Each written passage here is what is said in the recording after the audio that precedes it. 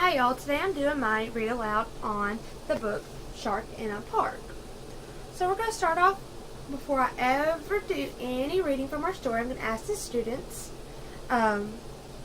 predict what you think the story is going to be about. So, several students are going to say a shark at the park. Some may say something about the dog, or the bird, or the fish down here. But you're letting them use their creative minds to think of anything that could be the story could be about. After that, we want the students to name something that they see at the park. So when they go to the park, we want them to name things that they have seen at the park. So, they can't say that Mr. Sharky's at the park because Mr. Sharky lives in the ocean, not in a pond at the park. So then the students are going to, I'm going to ask the students, what are some things that are sharp and pointy? Because in our story, our main character names several things that are sharp and pointy. I'm going to tell them our main character is a puppy, and he thinks that there's a shark in the park. And I want to know what are some things other than a shark that are sharp and pointy.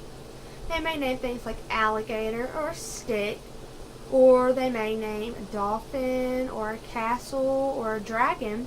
But whatever they name, we're going to write on the board because we're brainstorming to figure out what Shark in the Park is going to be about. Alright, so I'm going to start the story, and Mr. Sharky's going to be here so we can demonstrate what his fin is, what kind of sharp nose he has, his sharp teeth. Alright, so, got our sunglasses because we're going to the park. Pup is at the park. There's a shark in the park, Pup barks. Pup wakes Fat Cat. She meows. Why did you bark? There's a shark in the park, Pup barks. Let's open it up and see. It has a sharp, pointy fin. So, we're going to take Mr. Sharky and we're going to demonstrate his sharp, pointy fin and his sharp, pointy fins on his hands. Alrighty. And then we're going to flip the page. I'm going to ask the students, why do they think the cat didn't go back to sleep? Why do you think he's now following Pup? And several students are going to answer different ways, and they may say because he's nosy, or maybe he really wants to find out if there's a shark in the park. Big Pig is lighting a fire. What a bright spark! There's a shark in the park, Pup barks. It has a sharp, pointy nose. So, we're going to take Mr. Sharky again and point out his sharp, pointy nose. Hen is with her pad and pen. She makes bright squiggles and marks. So students may not know what squiggles is, and you explain that squiggles are just like drawings or doodles. There's a shark in the park, Pup barks. It has sharp, pointy teeth. So now we're going to show Mr. Sharky's sharp, pointy teeth. Roar. He looks so nice, but he has sharp, pointy fin, sharp, pointy nose, and sharp, pointy teeth. So you ask the students, what three things has Pup named that are sharp or pointy?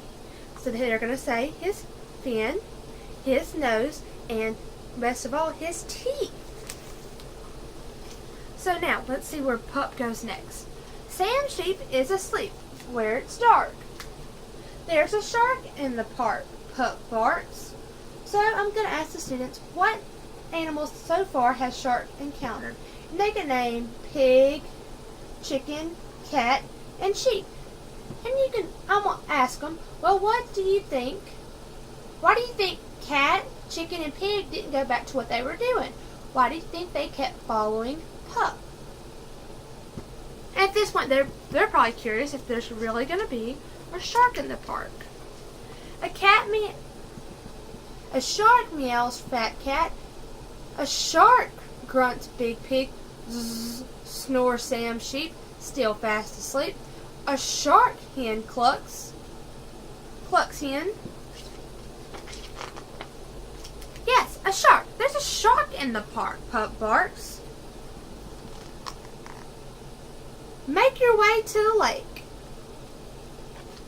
Up pops Jake the snake. So I would ask them, well, do you think Jake the Snake, showing them Jake the Snake again, has anything that's sharp and or pointy? They may say his tail's pointy, but nothing on him is sharp. There's no shark in the park. It's just Jake Snake and his rubber ring. At the end of the story, I'm going to ask the students, do you debate if you really think this was a shark at the park? And some may say yeah, because technically it's a ring shaped like a shark. And then some are going to say no, because he wasn't real. And then I will ask them, well, why do you think this? And they have to explain why they think that. And then we'll reread the story every day, going back through. And, by the end of the week, they'll be able to say, there's a shark in the park. Just kind of like the Three Little Pigs, to huff and puff and blow your house down. And for my enrichment, I'm going to get the students to have the students take a part of Pup and describe what they think they thought was at the park. They may not have thought that was a shark. At the beginning we asked them, well, what's something sharp and pointy that, and they could have named dragon or snake, and we want them to draw a picture of what they thought, and write 3 sentences telling what they thought. That is all. Thank you.